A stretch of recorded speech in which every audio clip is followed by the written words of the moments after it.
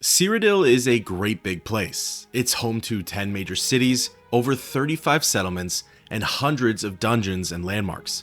Its regions are vast and diverse. The NPCs are all unique and full of life. On top of that, there's a plethora of quests for the player to enjoy, all the way from the borders of Morrowind to the mountains of Skyrim, the swamps of Blackmarsh, and the sands of Elsewhere. There's plenty of activities to do, a lot of places to see, and a ton of stories to play through. Oblivion's playable Cyrodiil is a pretty great stomping ground that has a lot to offer. However, what if you were to cut a chunk out of the map and make it off limits? Would the game still hold up? Probably not, right? Now, let's try cutting out a chunk of Cyrodiil again, but this time we tossed the rest of it away. Surely that would make the game boring, less fun, pointless, unamusing, so on and so forth, right? Well, maybe not. The answer might end up surprising us all. In today's video, I wanted to see what it would be like to stay within the confines of the Imperial City. That little island that the capital's on, City Isle, that's the only space that I could venture around in. Anything on that piece of land is my oyster. However, the connecting bridges are off limits, and Lake Rumare and the surrounding waters can't be touched.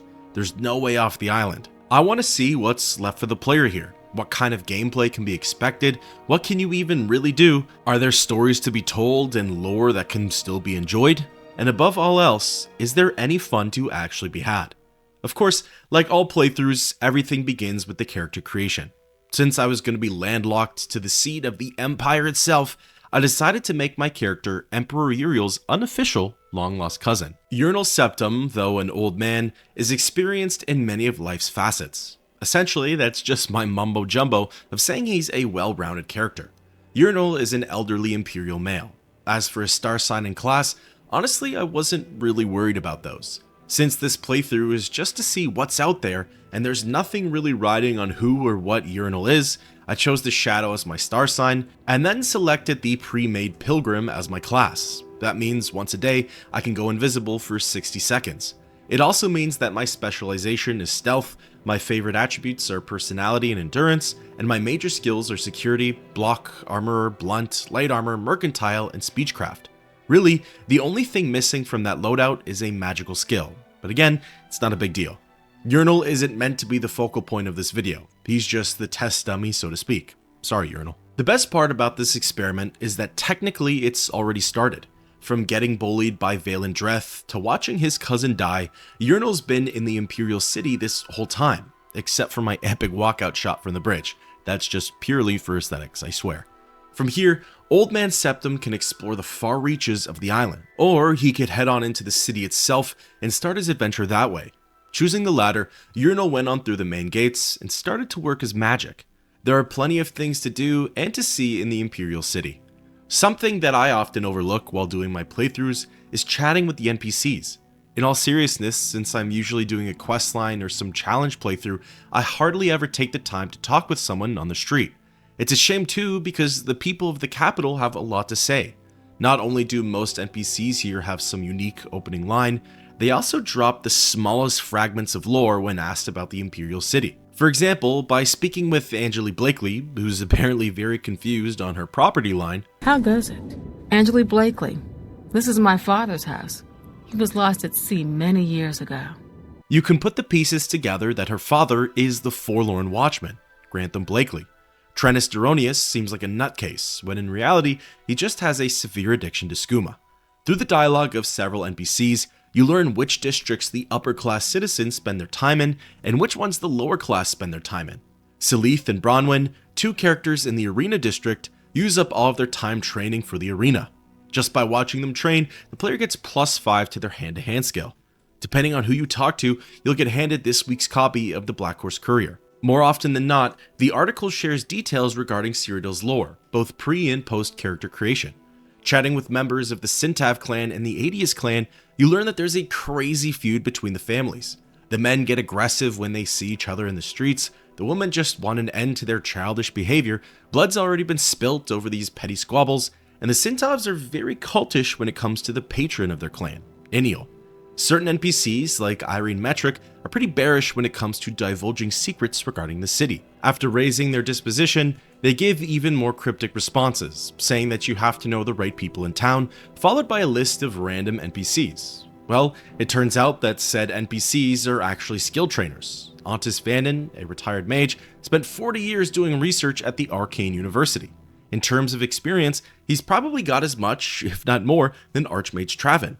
Leigh Marilyn, the proprietor of the King and Queen Tavern, points you in the direction of Umbacano, the quest giver for the Alien Collector questline. Then lastly, I'm pretty sure Roderick Perrion, husband to Elisa Perrion, is cheating on his wife with Irene Metric. Honestly, it goes on and on. The city is massive, and everyone here tells a different story. It almost makes you wonder if some of these open-ended stories were meant to be more like miscellaneous quests, or even feature-length questlines. It's incredible how much you can learn from these NPCs, and if you're like me, you probably haven't really given many of them much of a chance. Who would have guessed that one of the best things you can do after moving to a new city is to befriend and talk with the locals? I've actually been wanting to create a video where I have a conversation with every single NPC in the game. I think it'd be a really informative and interesting topic, as again, I learn new tidbits every time I boot it up. Let me know if that's something you'd like to see down below. In any case, moral of the story, slowing down and interacting with all of the capital citizens is an incredible learning experience. Alright, enough getting to know the NPCs. Let's get down to business. Literally. For starters, how's the player supposed to make a little bit of guap if they're unemployed and adventuring is extremely limited? Well, similar to what I showcased in my peasant run, dumpster diving is a really good way to make some pocket change. The waterfront and the market district have an abundance of unknown containers.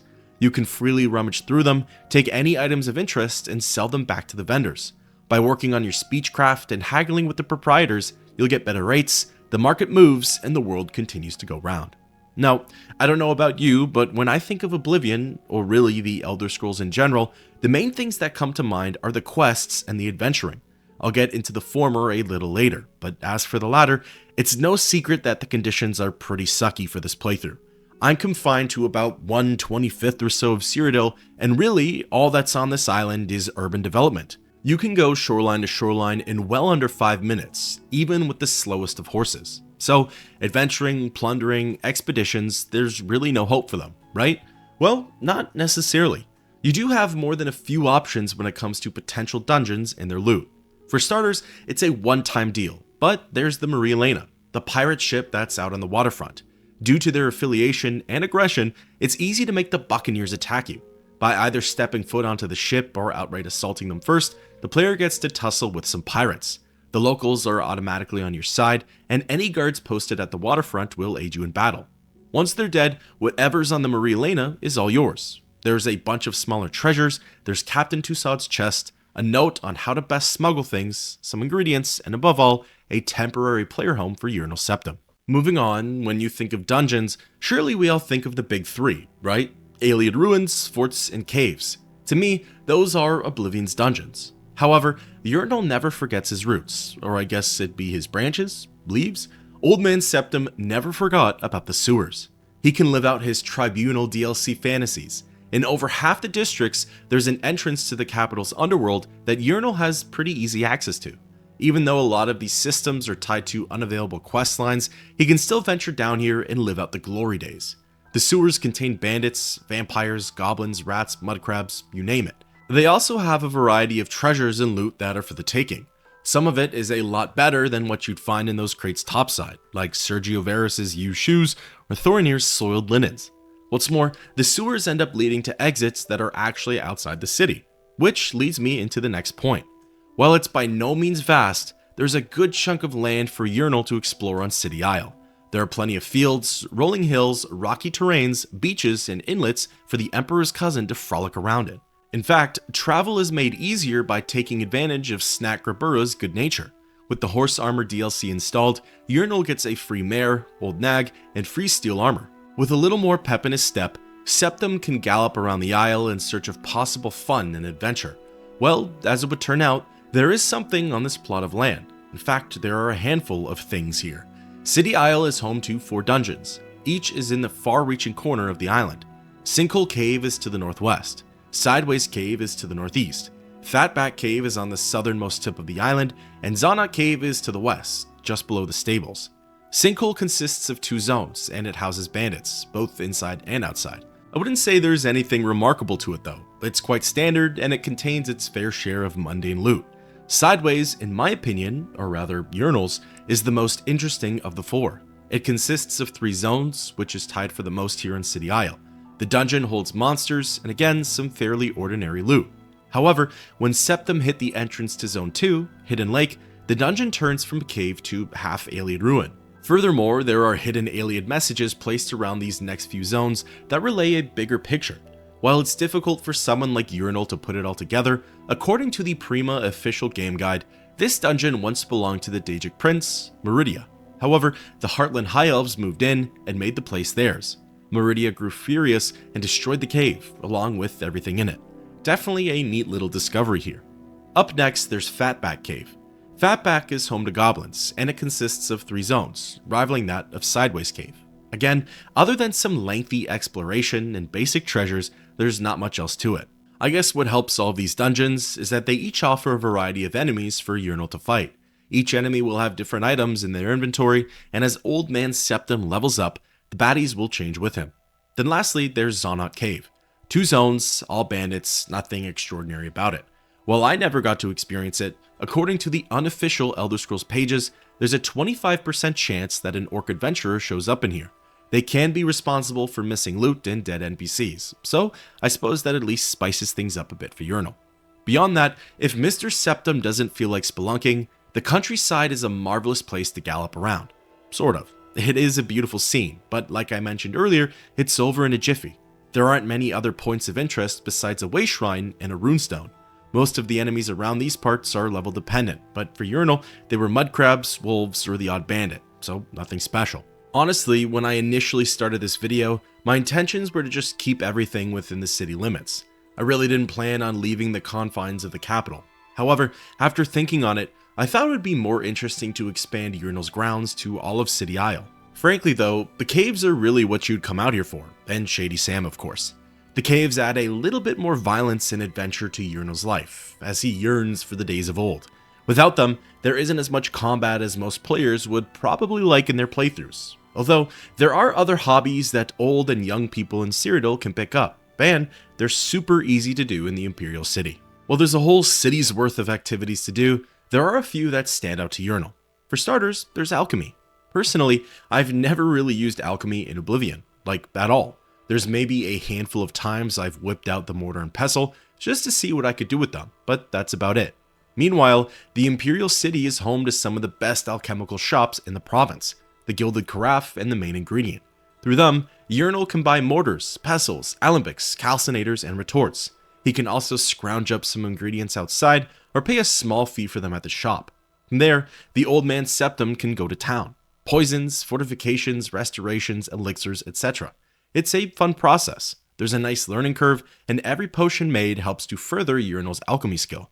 Up next, there's Edgar Votrine at Edgar's Discount Spells. He has some simple and affordable spells for the player to abuse. Most of these don't cost a lot of gold, they don't require a lot of magicka, and you don't need to have a high skill level to cast them. In fact, it's better that Urinal doesn't. Spells like Starlight, Bound Dagger, and Protect can help to boost the player's Alteration, Conjuration, and Illusion. It's fun and fulfilling to get those level ups, and it can go towards greater spells which can be purchased from Edgar or Calendil and Aurelianway at the Mystic Emporium. Then lastly, there's my personal favorite hobby. Fintius at the first edition bookstore has an entire library full of books. The best part, you don't even have to pay to read most of them. So long as Urinal's not accidentally sliding them into his slacks, Fintius couldn't care less. These books range from fact to fiction, which sounds kind of funny to say in this context. There's The Thief of Virtue, and then you have the history of the Dwemer. There are biographies of Baranzaya, Darkest Darkness, Tamrielic lore, and even guides to all the major cities. Urinal can finally read and yearn about what's beyond those pesky city limits. In all seriousness though, this became my favorite portion of this playthrough. A long time ago on this channel, I did a video about 5 books that every Elder Scrolls player should read. Since then, I haven't really touched many non-quest related texts, and I kind of regret it. These books are where a lot of the universe's lore comes from. It's how we learned about the Daedric princes, it's how we heard about the Falmer, and it's how we learned about Dwemer craftsmanship. What's more, the development team put a lot of effort into not only making these books informative, but also entertaining. If you haven't read books like Thief of Virtue, The Lusty Argonian Maid, or Immortal Blood, I highly recommend doing so. They'll have you chuckling or curious about what comes next.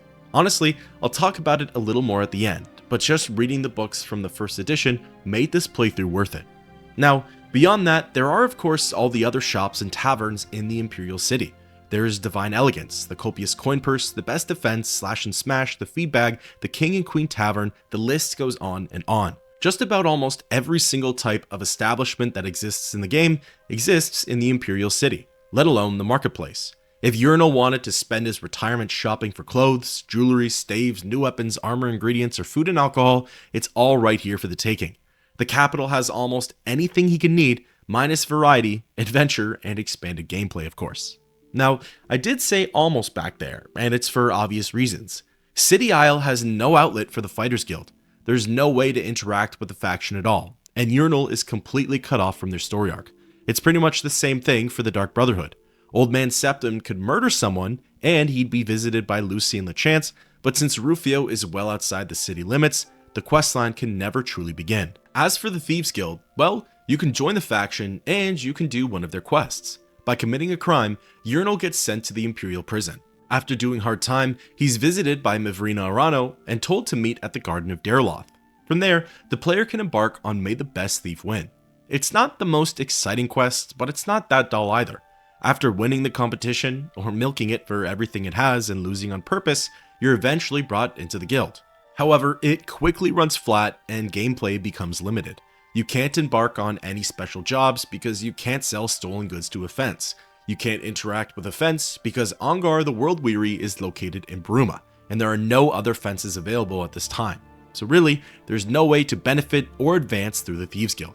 I suppose Urinal can buy lockpicks from Armand Kristoff, and he can have his bounty cleared, so not all of the perks are useless. As for the main quest, it pretty much started and stopped with the tutorial. Urinal can't deliver the amulet to Joffrey because he's well west of the capital. The Amulet of Kings is forever destined to stay with Uriel's distant cousin. But when you think about it, Urinal is able to keep the Daedric invasion at bay. Really, it's just Kvatch that gets sacked and no other portals to Oblivion get opened up, so that's kind of a win. Kind of. Moving along, you then have the Mages Guild. The jewel of the faction, the Arcane University, is in the Imperial City, so that's a huge win for Urinal, right? Well, unfortunately, there's literally no way to get inside of it without completing all of the recommendation quests, which are obviously in all of the other major cities. Old Man Septim can cluelessly wander into the Archmage's Tower, but Raminus Polis doesn't offer much to him, and Bothil will ask him to repair the orrery, which also isn't possible. Furthermore, Erlov Giral, Karanya, and the Archmage don't want anything to do with Urinal. They threaten to call the guards on him for trespassing. I guess there's no love for the elderly anymore. They also don't have the keys to get through the tower's back doors and into the courtyard. So unfortunately, even though this gem of a facility is sitting here in the capital, it's completely off limits to Urinal. It's a shame too, because there's a zone for making spells, an area for enchanting items, and a whole separate library that Mr. Septim would have loved to get his hands on. Alright, for now that's enough of what Urinal can't do. I feel like I'm not pitching a good case for City Isle anymore. Honestly, I probably never was. So let's switch things up to what's actually available to him, as there's a good bit left to go over. For starters, the fifth and final major faction/questline is entirely available to Urinal. The arena solely takes place in the Imperial City, and it's incredibly easy to join. Urinal can relive his glory days, fighting to the death in a dusty, bloody pit. He has access to decent weapons, he gets paid good money, he dons pretty awesome armor, and he's made some new friends along the way. Furthermore, the arena has the best post-storyline gameplay of all the factions. Every week, there are new challengers for Mr. Septim to battle with, giving him something to look forward to. Then, there's of course the second feature of the arena, betting. This one more so belongs with the other hobbies that I discussed earlier. The player can bet on fighters. If they win, Urinal can get a drink or two at dinner. If they lose, well, he's gotta cut back a bit. Not only is there entertainment, consumables, and a dopamine overload, there's also camaraderie with the other gambling addicts. Maybe Urinal has finally found his pod here. Now, let's talk about what quests are available to the player on City Isle. It's no secret that retirement's different nowadays. Without the empirical pension or that inheritance money from his distant cousin, Urinal has to do some odd jobs around the city. That sparks the question, what are the side quests like around here? Well, the first part of that answer is that there's not many. In fact, there's only 3.5 that the player can do, and 1.5 of those are generous. The two that are surefire are unfriendly competition and Imperial corruption. Those can easily be done as there are no prerequisites. 2 investigations, 2 grave discoveries, all in the Imperial city. I'm biased towards unfriendly competition as it's my favorite side quest, but truly, I believe it to be the better of the two as it's more engaging. As for the 1.5, the 1 is a bit of a loophole.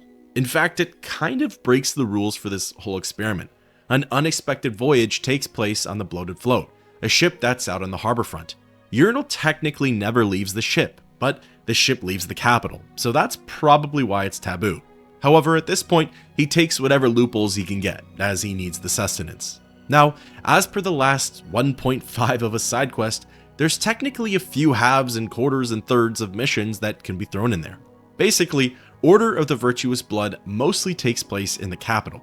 I knew that when it came time to head to Memorial Cave, the quest would be hard stopped. However, that was most of the quest taken care of, and I think Urinal would have found himself satisfied.